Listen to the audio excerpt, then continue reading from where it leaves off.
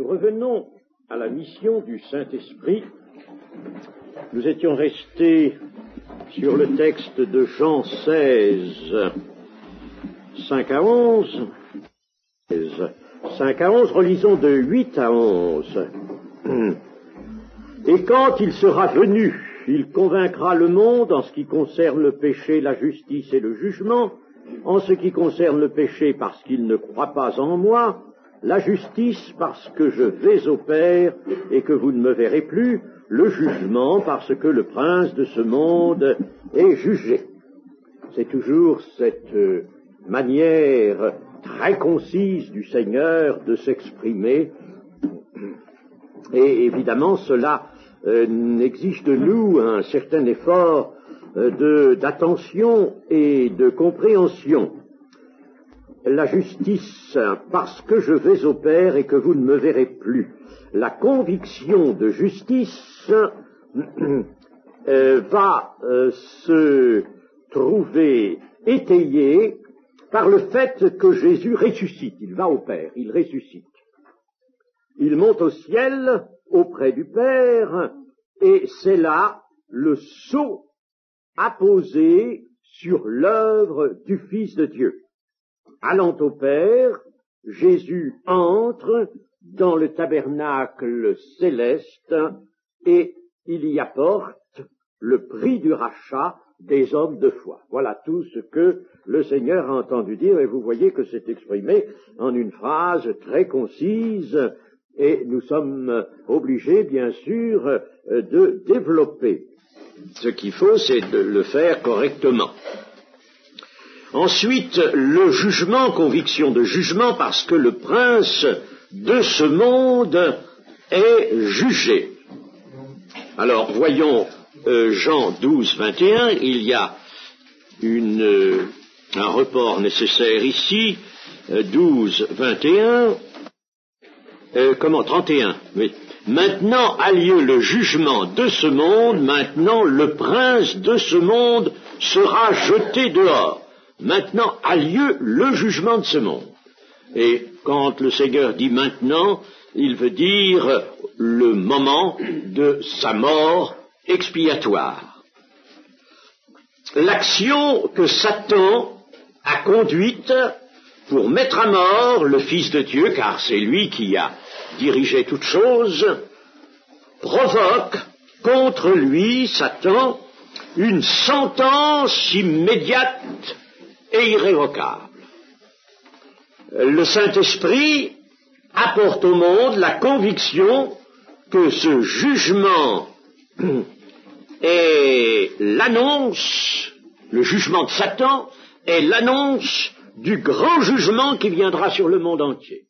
Du moment que le maître de ce monde, le Dieu de ce siècle, comme il est appelé, ou le prince de ce monde, est déjà jugé, c'est-à-dire condamné, eh bien, le monde qu'il gouverne le sera aussi. Par l'action du Saint-Esprit, donc, le monde se verra convaincu d'être coupable du péché devant Dieu, convaincu aussi du besoin d'une justice que seul peut donner celui qui est remonté vers le Père après sa crucifixion, convaincu enfin que le prince de ce monde est déjà condamné et que rester attaché au prince et au monde, c'est périr avec lui. Voilà, n'est-ce pas, les trois convictions du Saint-Esprit dans le monde, convictions qui sont administrées, non pas toujours par le truchement d'une parole, la parole d'un témoin, mais aussi par l'action directe du Saint-Esprit sur le monde. Et à certains moments, vous avez des hommes qui se sentent poussés à une certaine sincérité et qui manifesteront dans leurs écrits ou dans leurs paroles qu'ils sentent bien en eux qu'il y a sur ce monde une condamnation qui pèse lourdement et qui finira par une échéance, une grande échéance, cette échéance étant le jugement de Dieu. Nous allons voir maintenant une autre action du Saint-Esprit qui est en général laissée de côté. Vous savez, nous laissons de côté bien des choses. Et nous avons une doctrine que nous nourrissons de certains points de la révélation, mais dans laquelle nous laissons des vides ou des ombres, si bien que nous avons une doctrine qui n'est pas complète et qui, quand une chose n'est pas complète, elle est déformée. Mais ne croyons pas, ne disons pas que nous avons toute la vérité lorsque nous n'en donnons qu'un aperçu, qu'une partie. Nous avons toute la vérité si nous faisons l'effort de foi et de sincérité et de fidélité de donner, comme disait Paul, tout le conseil de Dieu sans en rien retirer. Tout le conseil de Dieu, c'est-à-dire toute la révélation de Dieu. Si nous retirons quelque chose ou si nous laissons quelque chose sans le désavouer pour autant, mais nous ne l'utilisons pas, eh bien, nous déséquilibrons la vérité. Et ça, c'est une chose grave. Et nous allons le voir encore, non seulement ici, pour ce qui est de l'action du Saint-Esprit conduisant à Jésus, mais nous allons le voir aussi concernant l'action intérieure du Saint-Esprit, la communion et le baptême du Saint-Esprit. Là aussi, nous avons un déséquilibre parce que nous forçons d'un côté et nous laissons un vide de l'autre. Alors, maintenant, nous allons voir le Saint-Esprit, que le Saint-Esprit conduit à Jésus. Pour cela, nous allons lire dans Jean 6. Jean 6, 43-44. Jésus leur répondit, « Ne murmurez pas entre vous. Nul ne peut venir à moi si le Père qui m'a envoyé ne l'attire, et je le ressusciterai au dernier jour. » Bon, voyons déjà ce texte. Ne murmurez pas entre vous. Bien. Nul ne peut venir à moi. Nul ne peut venir. Aucun homme ne peut venir à Jésus si le Père qui m'a envoyé ne l'attire. Vous voyez par conséquent que c'est pas là quelqu'un, un homme qui va attirer à Jésus, c'est le Père. Et comment le Père va-t-il le faire? Bien sûr, par son esprit. Le Père agit par l'esprit. Donc, le Père, c'est lui qui s'est réservé cet acte, cette action particulière d'attirer à son Fils. Le Père se l'est réservé. Alors, l'Esprit, lui, il prend de ce qui est à Jésus et il l'apporte, mais là, l'Esprit, qui est bien sûr l'Esprit du Père et l'Esprit du Fils, l'Esprit, là, fait une œuvre directement sous la direction du Père. Le Père, personne ne vient à moi si le Père qui m'a envoyé ne l'attire. Et celui qui est attiré, je le ressusciterai au dernier jour, bien sûr. Et puis, au chapitre 6, toujours, une répétition de cela, au verset 64 et 65, le Seigneur de dire, « Mais il en est parmi vous quelques-uns qui ne croient point, car Jésus savait dès le commencement qui étaient ceux qui ne croyaient point et qui était celui qui le livrerait. » Et il ajouta, « C'est pourquoi je vous ai dit que nul ne peut venir à moi si cela ne lui a été donné par le Père. » Il y avait donc dans l'entourage du Seigneur des gens qui ne croyaient point. Le Seigneur les laissait là. Mais il les connaissait. Il savait très bien que ces gens-là étaient bloqués, fermés, pour une raison, c'est qu'ils n'avaient pas été attirés à lui par son Père. Et qu'il y avait par conséquent rien à faire. Et il n'y avait rien à faire, nous allons voir pourquoi ces gens n'ont pas été attirés à Jésus par le Père. Allons le voir. Nul ne peut venir à moi si cela ne lui a été donné par le Père. Alors, ne croyons pas, n'ayons pas, nous, cette fausse idée que, nécessairement, notre témoignage va et doit pouvoir amener des personnes à la foi en Jésus et au salut. Ça, c'est, je l'ai déjà dit l'autre jour, nous nous accordons là une prérogative que nous n'avons pas. Il faut nécessairement, bien sûr, nous allons prêcher l'évangile comme on jette la semence à certains moments. On jette la semence sur un champ, et puis cette semence, elle tombe sur des parties dures, sur le chemin qui est piétiné, ou bien elle tombe sur du rocher, et là, elle ne peut pas porter de fruits. Bien. Ça, c'est l'action de jeter la semence, qui est la parole de Dieu, sur tout terrain, mettons, une assistance, si vous voulez, mais dans l'action plus particulière du témoignage, il est nécessaire que nous soyons guidés par le Saint-Esprit qui, lui, nous conduira spécialement vers certaines personnes qui sont attirées à Jésus-Christ. Et là, nous avons une œuvre directe à faire. Il y avait donc des personnes qui n'étaient pas attirées du temps du Seigneur, et on peut dire que le Seigneur lui-même n'a pas converti tous ceux qui étaient là devant lui. Alors, vous voulez faire mieux, vous voulez faire plus, n'est-ce pas? Le Seigneur n'a pas converti toutes les personnes qui ont été près de lui, qui l'ont abordé, ne se sont pas converties. Certaines se sont converties plus tard, comme certains sacrificateurs, comme Saul de Tarse. Mais on ne peut pas dire que toutes les personnes se soient converties. Tant qu'elles n'étaient pas attirées au Seigneur, le Seigneur lui-même, présent en son corps, parlant de sa propre bouche, lui parlant, disons, une parole absolument pure et parfaite, ne pouvait pas attirer à lui, prendre à lui des personnes que le Père ne lui avait pas encore données. C'est pourquoi dans la prière sacerdotale, le Seigneur Jésus parle de ceux que tu m'as donnés, Père. Ceux que tu m'as donnés. Il y a donc une action divine amenant l'homme pécheur au Seigneur Jésus le Sauveur. Et cette action reste des prérogatives du Père. Le Père s'est réservé cette action-là. Je vous ai montré l'autre jour que l'œuvre est répartie entre le Père, le Fils et le Saint-Esprit. Mais là, le Père s'est réservé ça. Et il y a une raison, bien sûr. Et c'est par son esprit que Dieu va orienter les âmes, diriger les âmes vers son Fils et en somme les donner à son Fils. Encore maintenant, les âmes qui se convertissent sont des âmes données à Jésus.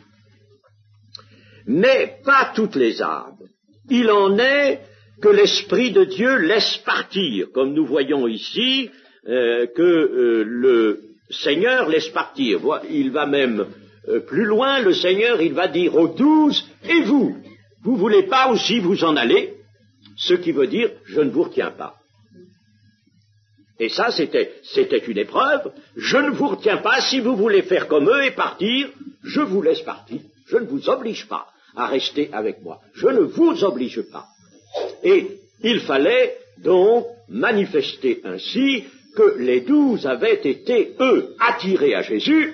Alors Pierre, qui voit, on peut dire, n'est-ce pas, 36 chandelles quand il entend cette parole-là, n'est-ce pas, et il est complètement abasourdi d'une telle parole, s'en aller, mais attirions-nous, Seigneur, où veux-tu que nous allions? Tu as les paroles de la vie éternelle, tu es seul à avoir les paroles de la vie éternelle.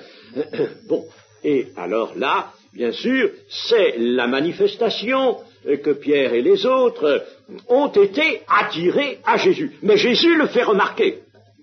Jésus, voyez-vous, le met en évidence en leur disant, vous pouvez vous en aller. Et non, ils s'en vont pas parce qu'ils sont attirés là. Tandis que les autres qui n'étaient pas attirés s'en vont. Pourquoi ces âmes n'exercent-elles pas la foi pour saisir Jésus-Christ et pour se lier à lui afin d'avoir la vie éternelle?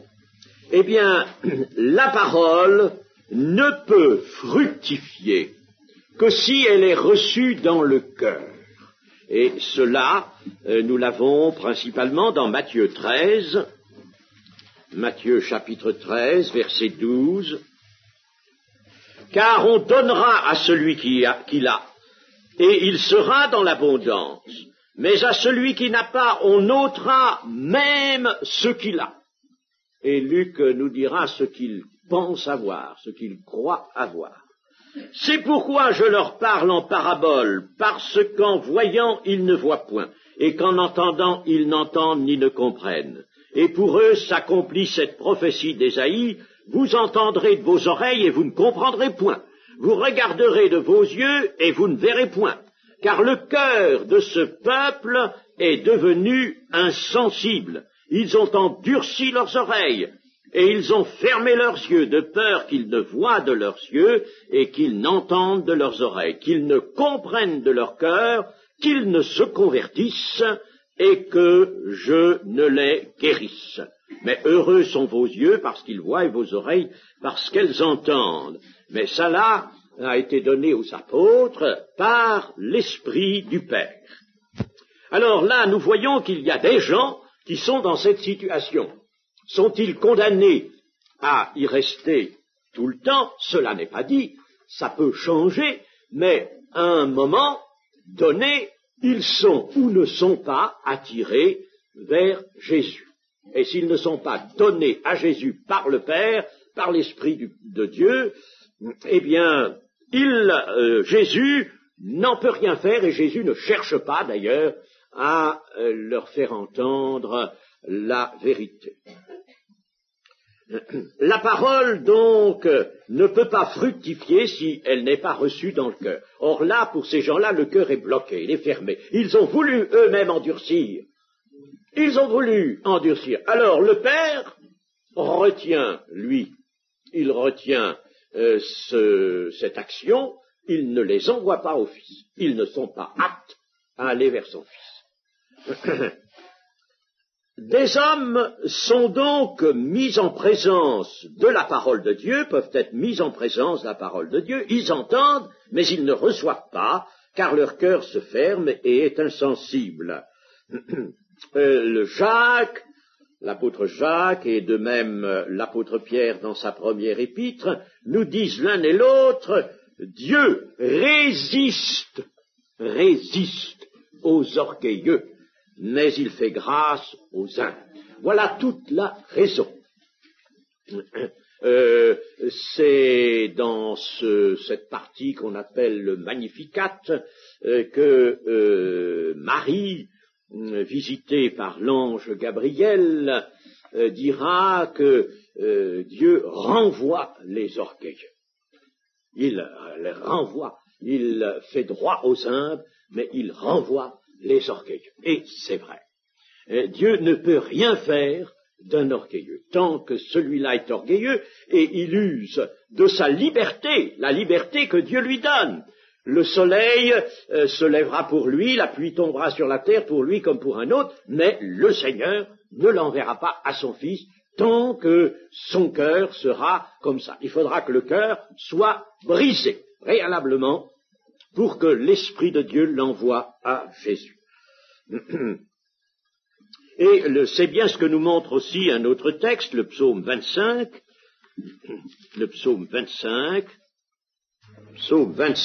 verset 12.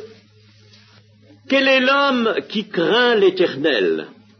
L'Éternel lui montre la voie qu'il doit choisir. Son âme reposera dans le bonheur et sa postérité possédera le pays. L'amitié de l'Éternel est pour ceux qui le craignent et son alliance leur donne instruction. Eh bien, ici, nous avons la même chose. On pourrait très bien, et c'est dans l'esprit du texte, ajouter un petit mot, ici, au verset 12, deuxième partie, l'Éternel lui montre toujours la voie qu'il doit choisir, quand il s'agit d'un homme qui craint l'Éternel. Et la crainte de l'Éternel, nous dit l'Écriture, c'est le commencement de la sagesse et de la science. Pourquoi? Parce que, en raison de cette crainte, que Dieu lit dans les fils de l'homme, lorsque cette crainte apparaît, alors Dieu envoie son esprit pour attirer cet homme-là ou cette femme-là à Jésus. Mais quand il s'agit d'un orgueilleux, là, il n'y a rien à faire, il se ferme lui-même la porte du royaume de Dieu. Alors, nous aurons certainement tort vis-à-vis de certaines personnes d'insister. Le Seigneur ne nous a pas dit d'insister. Nous insistons quelquefois à tort et à travers et nous perdons du temps au lieu d'aller ailleurs. Quand nous voyons évidemment que la parole a un certain impact, bon, alors là nous pouvons continuer. Mais si nous voyons que nous sommes devant un mur bloqué, et d'ailleurs le Saint-Esprit doit nous le dire.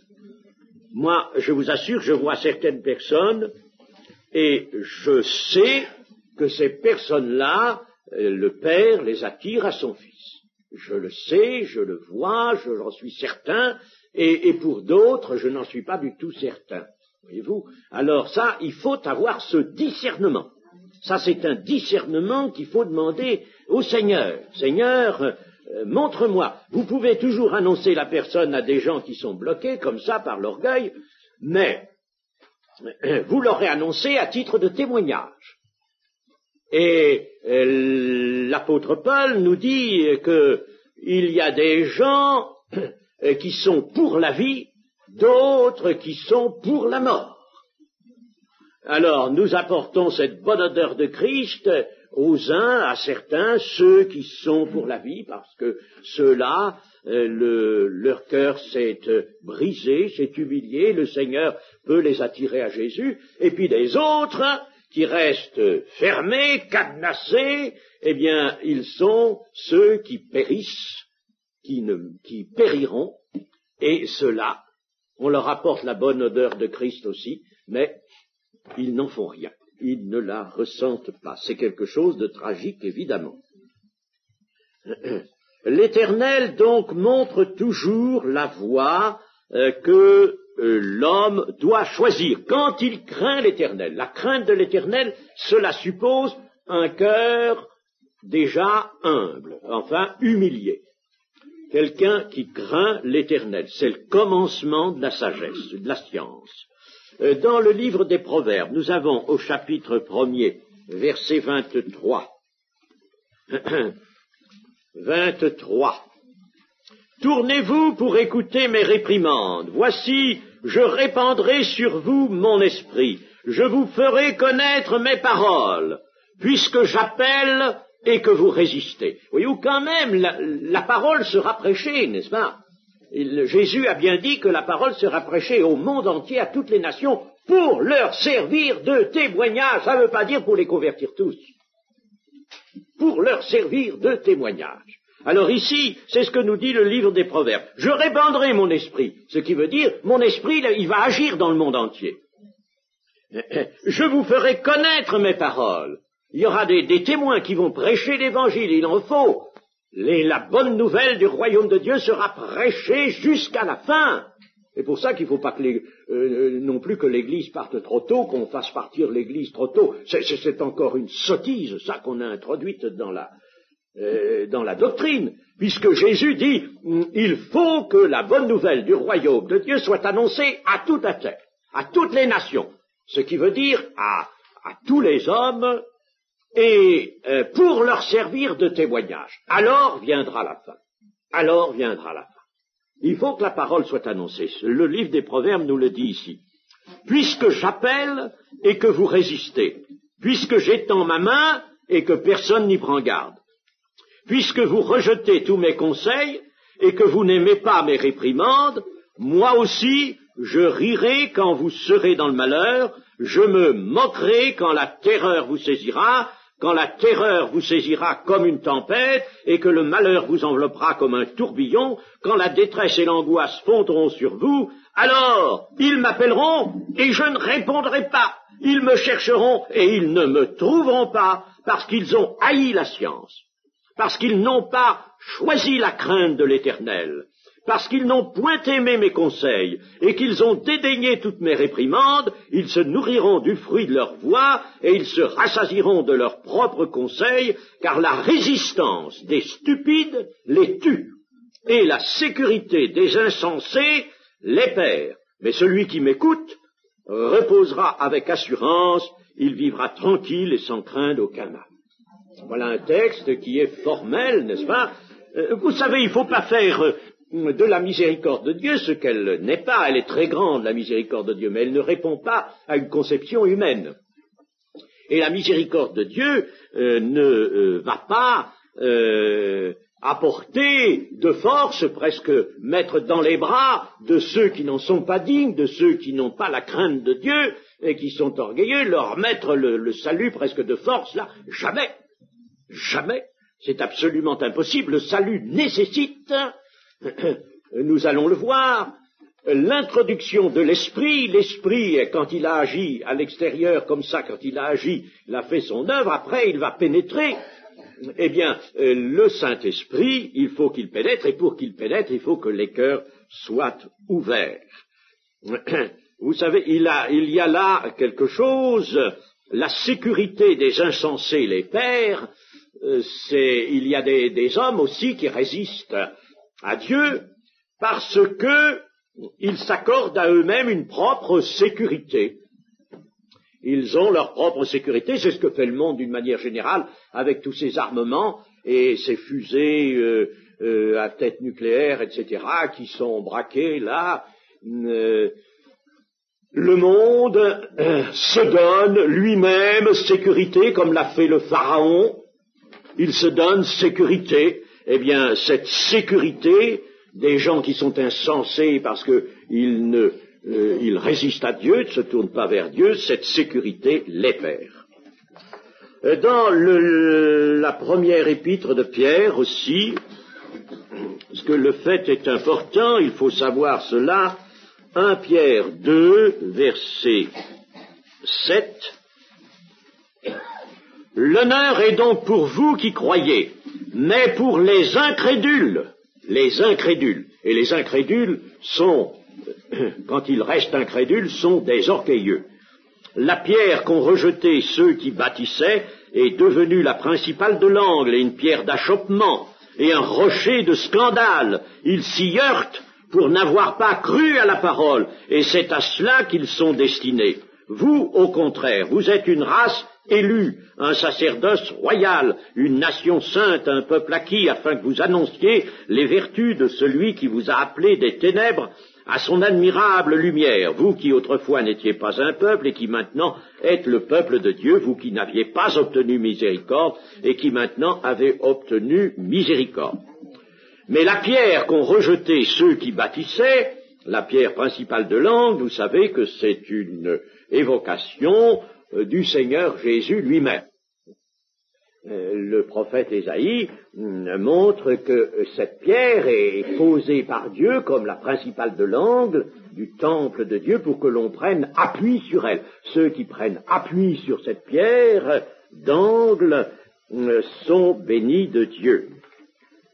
Voilà donc, vous voyez toujours, n'est-ce pas, l'Écriture nous montre une catégorie d'hommes qui restent dans l'incrédulité, dans l'orgueil, et là, Dieu ne les attire pas au Fils. Il faut bien penser une chose, chers amis, c'est que s'il en était autrement, ou si Dieu n'avait pas pris cette disposition de se refuser, lui, d'attirer certains hommes à son Fils, eh bien, alors des hommes viendraient à son Fils, et puis, lui, son Fils, du moment que des hommes viendraient à lui, n'est-ce pas, il accorderait la rédemption.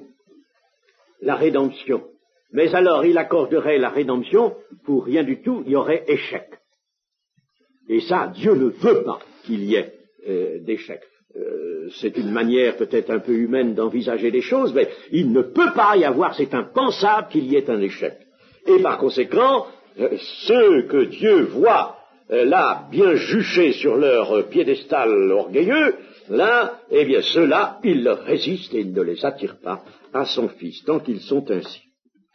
Nous allons voir maintenant une autre partie de l'œuvre du Saint-Esprit, c'est la naissance d'eau et d'esprit avec la régénération de l'esprit. Alors là, nous allons tout de suite voir Jean 3, naturellement. C'est le texte principal sur la naissance, Jean 3, versets 5 à 7. Je ne lis pas tout le contexte, vous savez que c'est un entretien de Jésus avec Nicodème. Jésus répondit à Nicodème, en vérité, je te le dis, si un homme ne naît d'eau et d'esprit, il ne peut entrer dans le royaume de Dieu. Ce qui veut dire, il ne sera pas sauvé. Parce que tout salut nécessite l'entrée dans le royaume de Dieu. C'est dans le royaume de Dieu que le salut, la rédemption définitive éternelle est donnée. Ce qui est né de la chair est chair, et ce qui est né de l'esprit est esprit. Ne t'étonne pas que je t'ai dit, il faut que vous naissiez de nouveau. Le vent souffle où il veut, et tu en entends le bruit, mais tu ne sais pas d'où il vient ni où il va. Il en est ainsi de tout homme qui est né de l'esprit. Nous avions aussi dans Ézéchiel, parce que les prophètes ont toujours annoncé ce qui allait advenir par la suite, chapitre 11, verset 19, « Je leur donnerai un même cœur, et je mettrai en vous un esprit nouveau. Un esprit nouveau. J'ôterai de leur corps le cœur de pierre, et je leur donnerai un cœur de chair, afin qu'ils suivent mes ordonnances et qu'ils observent et pratiquent mes lois. Ils seront mon peuple et je serai leur Dieu. » Mais pour ceux dont le cœur se plaît à leurs idoles et à leurs abominations, je ferai retomber leurs œuvres sur leur tête, dit le Seigneur. Vous voyez toujours cette autre catégorie de gens que le Seigneur va châtier et non pas sauver. Bon, alors là, c'était, en somme, cette naissance, nouvelle naissance qui était annoncée. C'est pourquoi Jésus dira à Nicodème, comment tu es docteur, toi, de la loi, tu ne sais pas ces choses, mais tu devrais les savoir. Qu'est-ce que tu as fait alors de cette lecture? Il y a d'autres lectures aussi qui pouvaient éclairer Nicodème. Alors, tu es docteur de la loi et tu ne sais pas ça, qu'il faut naître d'eau et d'esprit. Tu n'as donc pas lu tout ça, et tu n'as pas compris. Dans Ézéchiel aussi, oui, d'ailleurs, il y a toujours au chapitre 36, verset 25, « Je répandrai sur vous une eau pure et vous serez purifiés, ou lavés. Je vous purifierai de toutes vos souillures et de toutes vos idoles. Je vous donnerai un cœur nouveau et je mettrai en vous un esprit nouveau. J'ôterai de votre corps le cœur de pierre et je vous donnerai un cœur de chair. » Vous voyez, le prophète le répète, le redit, et puis alors le dernier des prophètes, c'est-à-dire Malachie, le dernier des prophètes en date, Malachie chapitre 3 et verset 3, « Il s'assiera, fondra et purifiera l'argent, il purifiera les fils de Lévi, il les épurera comme on épure l'or et l'argent, et ils présenteront à l'Éternel des offrandes avec justice. » C'est sous une autre forme déjà la naissance nouvelle.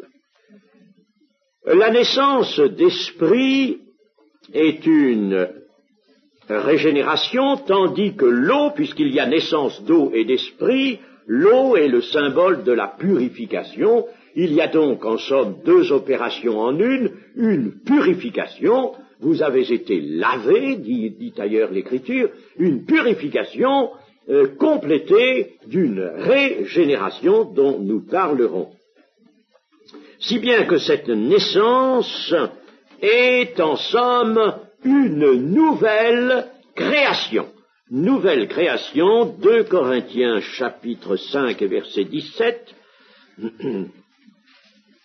Si quelqu'un est en Christ, il est une nouvelle créature. Les choses anciennes sont passées, voici toutes choses sont devenues nouvelles, et tout cela vient de Dieu qui nous a réconciliés avec lui par Christ et qui nous a donné le ministère de la réconciliation.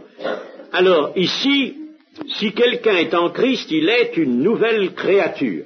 Et comme dans le grec, le mot est unique pour les deux substantifs, créature et création, on peut traduire, il est une nouvelle création, ou il entre dans une nouvelle, il fait partie d'une nouvelle création.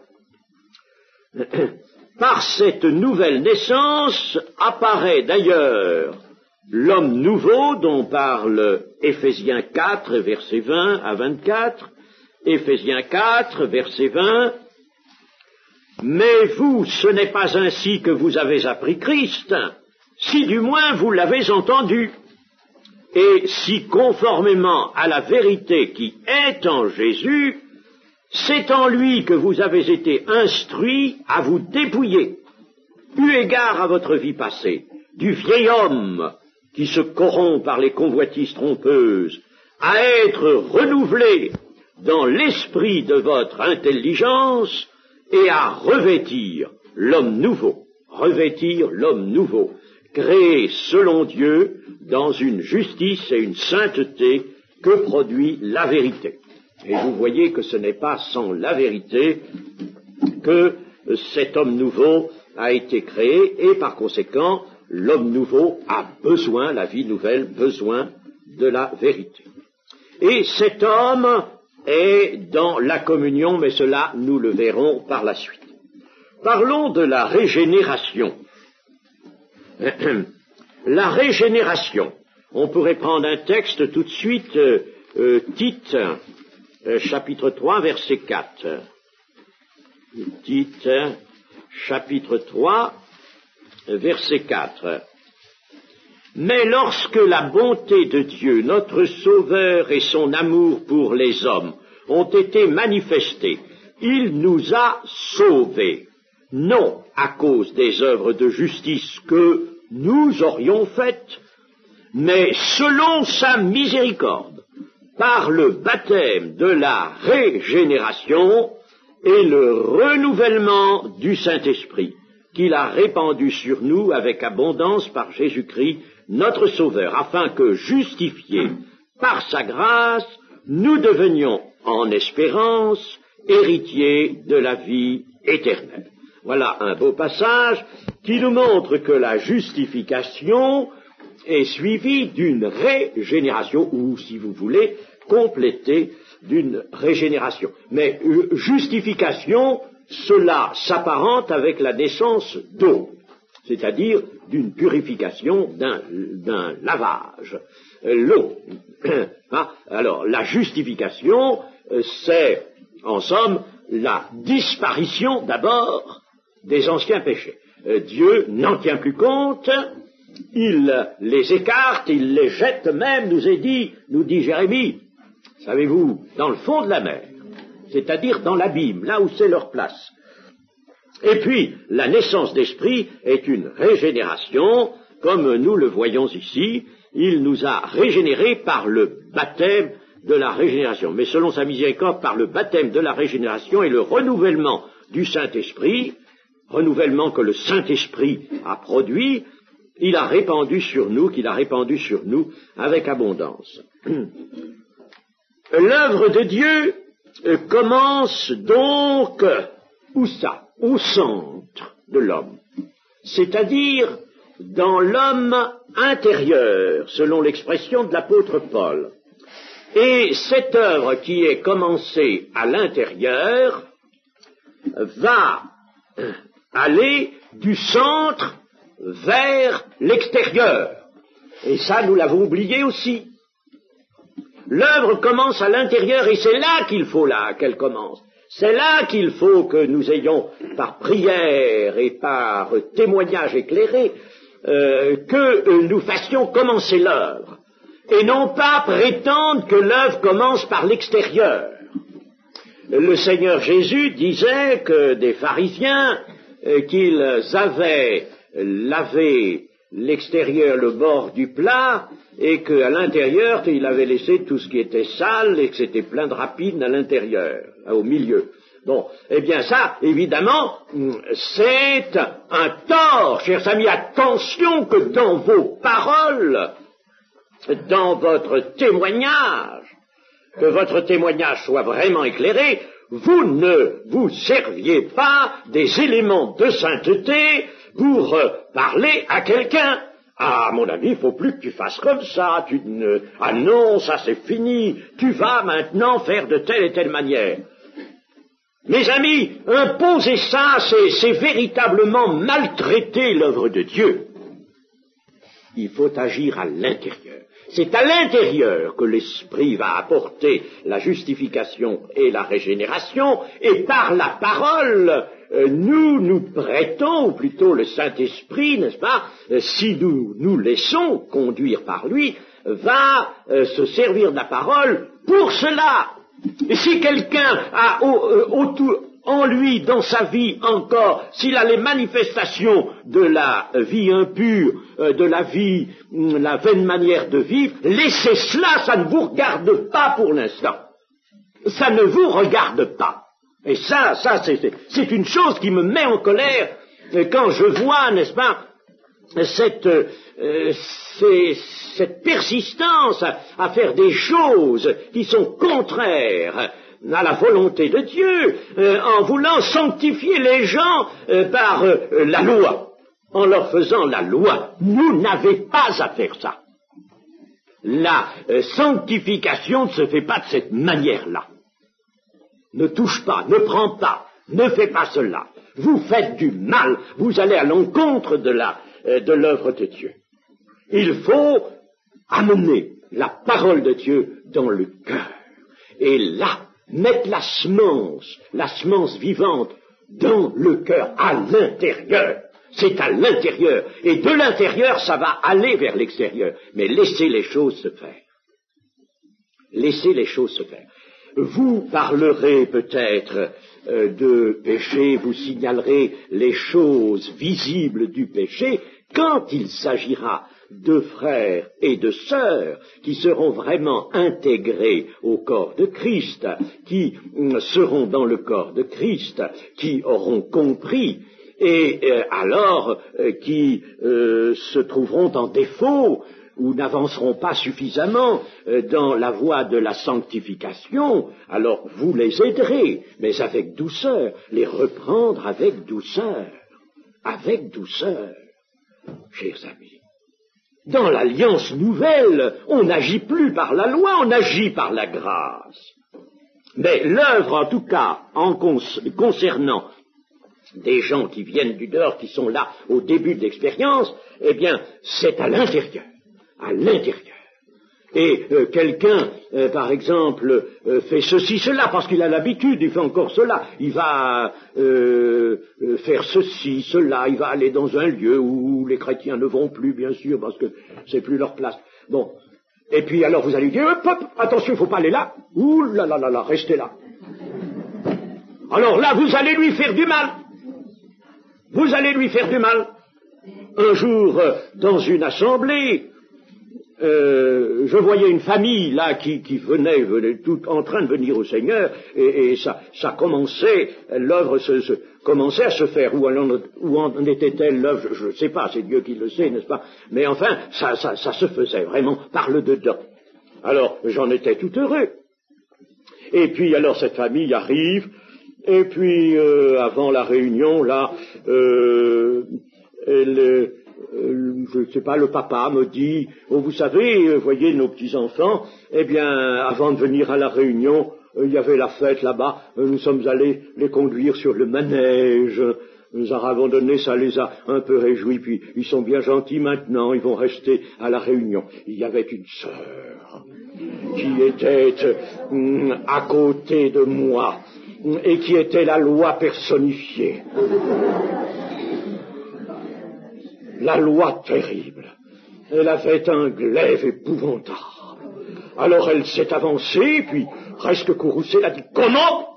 Vous allez encore à la fête foraine? Vous allez au manège? Mais savez-vous que c'est indigne? Mais savez-vous que jamais pareille chose ne peut être agréée de Dieu, que, etc. Ces gens-là se sont trouvés tremblants, là. Ils se sont dit, qu'est-ce qui nous arrive? Qu'est-ce qui nous arrive?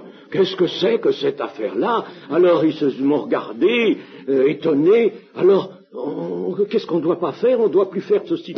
J'ai dit à la sœur, vous feriez bien d'aller vous mettre là-bas à genoux, au pied de la croix, et demander au Seigneur qu'il vous montre comment et par quelle voie se fait son œuvre. J'ai dit à ces gens-là, vous êtes allés à la fête foraine avant de venir pour vos petits-enfants, vous avez bien fait.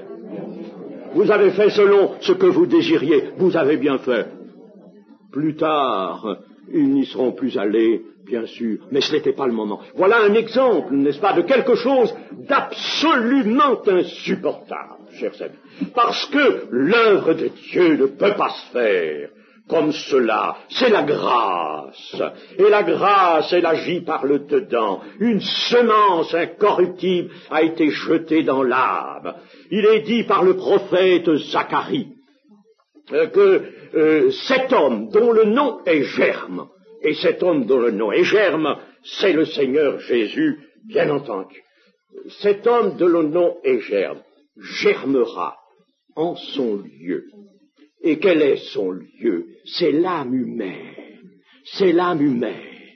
L'âme humaine. C'est là que cette semence incorruptible et vivante va venir et doit tomber dans l'âme humaine. Et laisser les choses se faire.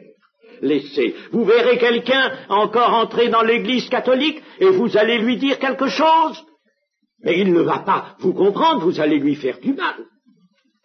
Laissez-le, et laissez la parole faire son œuvre. Instruisez-le de l'écriture, vous lui lirez l'écriture, vous ne choisirez pas spécialement des passages qui vont le heurter, ce n'est pas par ce moyen-là, mais vous lirez l'écriture et vous lui montrerez l'amour de Dieu, et quand il aura compris, il se détachera lui-même de ces choses. De ces choses, il se détachera, et il sera bien détaché à ce moment-là. Tandis que sans cela, n'est-ce pas, si vous lui dites les marques extérieures de la sanctification, extérieurement, la conduite, la manière de se conduire quand on est chrétien, si vous faites cela, vous allez le pousser dans l'hypocrisie. L'intérieur ne sera pas changé, ou complètement changé, vous allez arrêter le changement à l'intérieur, et puis vous allez l'obliger, il va plus oser respirer. Il va se demander ce qu'il va faire, comment il doit agir, comment il doit se comporter, il va regarder tout le monde. Voyez-vous, c'est pas ça, mes amis. La régénération, donc, commence à l'intérieur et va du centre vers l'extérieur. Et ça, c'est selon l'amour. L'Esprit de Dieu communique la vie à l'esprit du croyant. Et nous avons bien sûr différents passages, je vous en ai déjà cité, je n'en citerai pas d'autres, mais vous avez la première épître de Pierre, chapitre 1, verset 2, verset 13, Hébreux 8, je passe.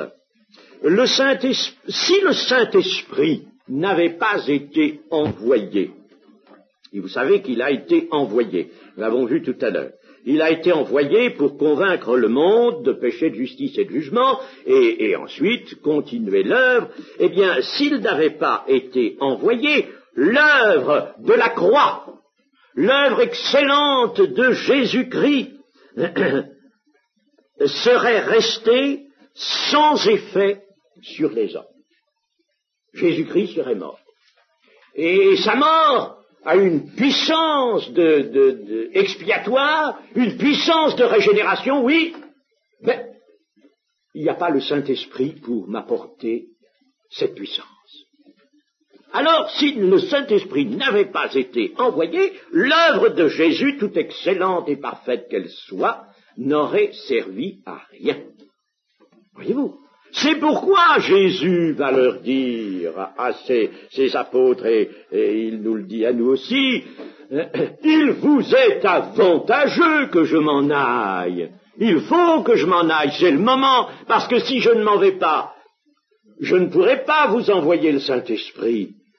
Et si je ne vous envoie pas le Saint-Esprit, j'aurai fait une œuvre qui sera celle du Père, et qui sera potentiellement, elle sera une œuvre potentielle, potentiellement capable de vous sauver tous, de sauver le monde entier, mais personne ne sera sauvé, parce que le Saint-Esprit ne sera pas là pour prendre mon bien et pour vous l'apporter. Vous comprenez, n'est-ce pas, cette œuvre du Saint-Esprit? Et c'est pourquoi je disais, il n'y a pas d'église s'il n'y a pas de Saint-Esprit. Il ne peut pas y avoir d'église. Alors, quand on voit des églises qui sont tombées dans le formalisme des habitudes religieuses, avec même des rites et toutes sortes de choses, eh bien, véritablement, on est malheureux, on est triste, attristé de voir ça. Des hommes qui vivent dans l'illusion, ils ont des formes religieuses, et puis ça ne fait rien du tout, parce qu'ils ne laissent pas le Saint-Esprit agir et communiquer ce qui est à Christ. De même que les abeilles ou les autres insectes prennent sur certaines fleurs, les fleurs mâles, prennent le pollen et le transportent sur des fleurs qui sont à féconder. De même, le Saint-Esprit prend ce qui est à Christ et il l'annonce à des hommes, c'est-à-dire il le leur transmet par le moyen de la parole, puisque la parole est un véhicule qui transmet la vie. Alors, c'est ce que Jésus a dit, Jean 16, revoyons ce beau texte, Jean 16, 14, il me glorifiera, parce qu'il prendra de ce qui est à moi et vous l'annoncera. Il prendra de ce qui est à moi et vous l'annoncera. Tout ce que le Père a est à moi, c'est pourquoi j'ai dit qu'il prendra de ce qui est à moi et qu'il vous l'annoncera. Voilà donc là une œuvre essentielle du Saint-Esprit. Le tout est accompli, l'œuvre de Jésus est parfaite, le tout est accompli a été prononcé, l'œuvre est achevée, oui, mais maintenant c'est le Saint-Esprit qui va prendre cette œuvre, le fruit de cette œuvre, et le communiquer et l'apporter aux hommes. Le leur transmettre. Nous avons été scellés pour le jour de la rédemption, nous dit aussi l'épître aux Éphésiens dans son chapitre 4 que nous avions tout à l'heure et au verset 30, n'attristez pas le Saint-Esprit de Dieu par lequel vous avez été scellés pour le jour de la rédemption. Le jour de la rédemption, je vous ai déjà dit que rédemption, Paul, essentiellement lui, l'emploie pour désigner le moment de la résurrection, moment où alors tout devient parfait. Eh bien, scellé pour le jour de la rédemption, ce qui veut dire que le Saint-Esprit commence en l'homme de foi une œuvre d'animation de la vie nouvelle afin de le faire avancer vers la perfection, jusqu'au jour de la rédemption où il entrera dans la gloire par la résurrection d'entre les morts. Philippiens, chapitre 1, verset 6, « Je suis persuadé que celui qui a commencé en vous cette bonne œuvre la rendra parfaite pour le jour de Christ, le jour où Christ ressuscitera tous ses élus. » Alors, là, cette œuvre va être continuée par le Saint-Esprit, mais le Saint-Esprit a produit la régénération en apportant une semence c'est petit, ça demande à éclore, ça demande à se développer, il a apporté une semence dans le cœur et il y a régénération.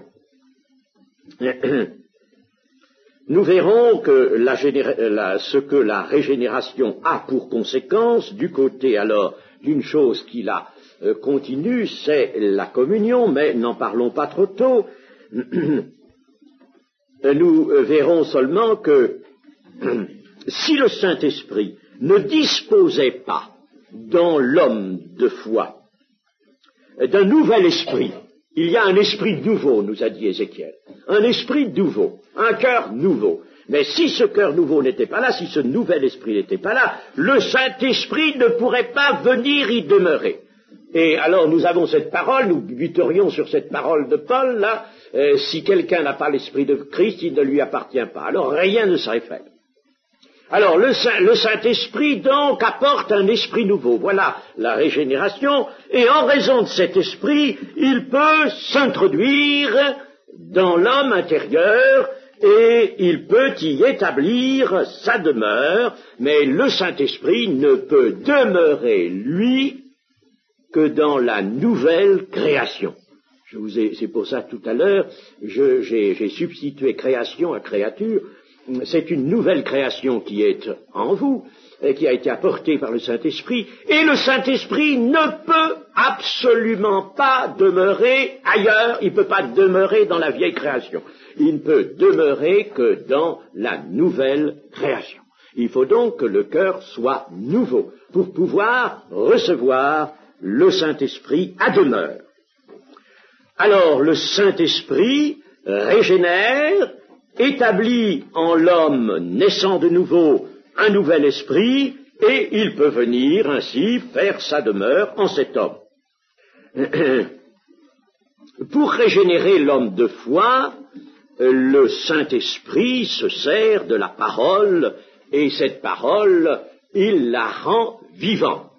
Il l'utilise, il la prend là où il veut, soit sur les lèvres d'un témoin, ou d'un prédicateur, soit même directement dans le Saint-Livre. Il la prend comme il veut, la parole, n'est-ce pas, là où il veut. En tout cas, ce qui est du vœu de Dieu, c'est que cette parole soit surtout prononcée.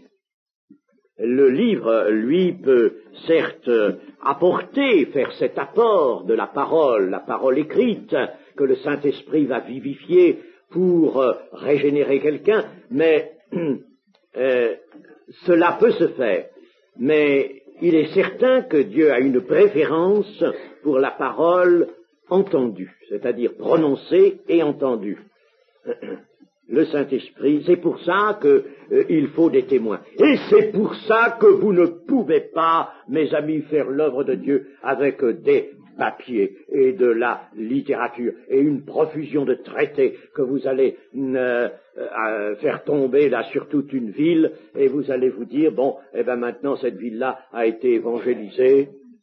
Je sais bien qu'un traité peut amener quelqu'un à la réunion, mais il l'amène à entendre. Et chers amis, un traité lui-même, n'est-ce pas, n'est pas apte à permettre la régénération. Il faut nécessairement un contact humain à ce moment-là.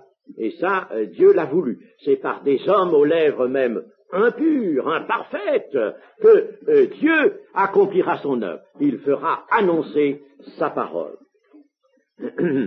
Pour régénérer, donc, le Saint-Esprit se sert de sa parole. Et le Saint-Esprit, notons-le bien, n'apporte aucun complément à l'œuvre du Christ. Aucun complément. Il met cette œuvre du Christ en application, il l'implante dans l'homme. Il nous est dit par Jacques que la parole a été plantée en vous. Il implante cette œuvre de Christ. Le salut repose donc entièrement sur l'œuvre de Christ. C'est toujours cette séparation des œuvres qu'il faut bien connaître. Le Père, lui, a décidé, il a conçu, le Fils a accompli, et tout est accompli, c'est fait, et le Saint-Esprit, lui, il communique, il donne, il met, en somme, en possession de la rédemption. Et la régénération n'est pas toute l'œuvre faite. Elle n'est pas toute l'œuvre. Cela aussi, il faut le savoir. Ne déformons pas les choses, ne voyons pas que quelqu'un qui est né de nouveau, maintenant, peut faire tout, savoir tout, pouvoir tout. Il a besoin de vivre.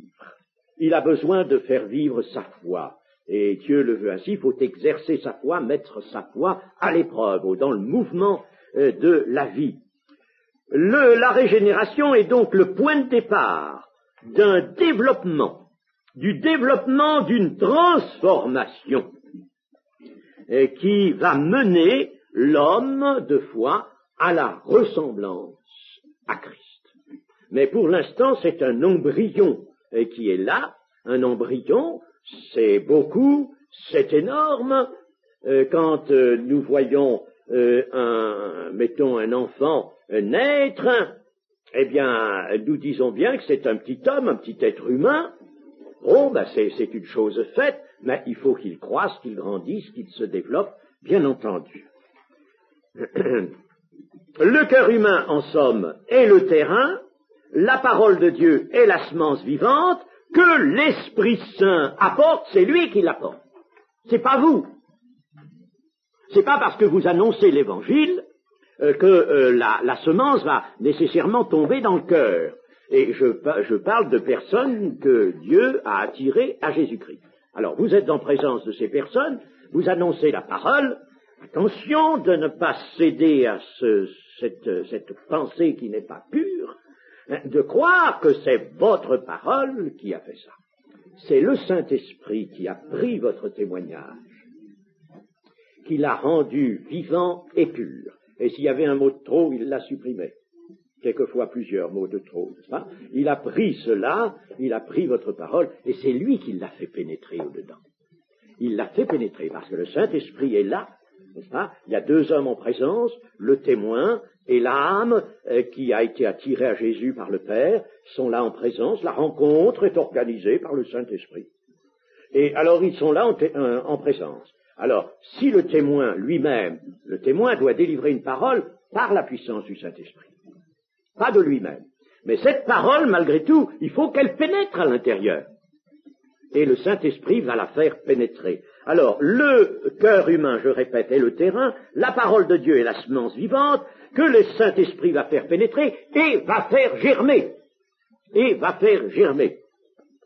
Et alors, qu'est-ce qu'on va voir? Un embryon? Oui, quelque chose, un germe, puisque la parole nous dit bien qu'il s'agit d'un germe ou d'une semence. Bon, un germe qui va s'ouvrir et se développer. Mais ce germe, de quoi est-il fait? Qu'est-ce qu'il a à l'intérieur, ce germe? Il a la nature divine de Jésus. Il a la nature de Jésus, ce germe. C'est un Christ qui est là, qui naît. Un Christ qui naît. C'est le Christ est mort, et alors il a porté beaucoup de fruits, il a porté du grain, n'est-ce pas? Un grain de blé, 1% pour... bon, alors, ce grain qui vient de Christ est là, il vient, et il va germer. Et puisqu'il va germer, il va reproduire la plante d'où il vient. Il va reproduire la plante d'où il est sorti, qu'il l'a donnée. Et cette plante, c'est Christ. Alors, il va reproduire un Christ. Et bien que Paul dira aux Galates, j'ai hâte que Christ soit formé en vous. Il va former un Christ. La régénération, alors, nous apparaît comme l'anticipation absolument certaine de la rédemption éternelle et définitive. Que le Seigneur soit béni. Amen.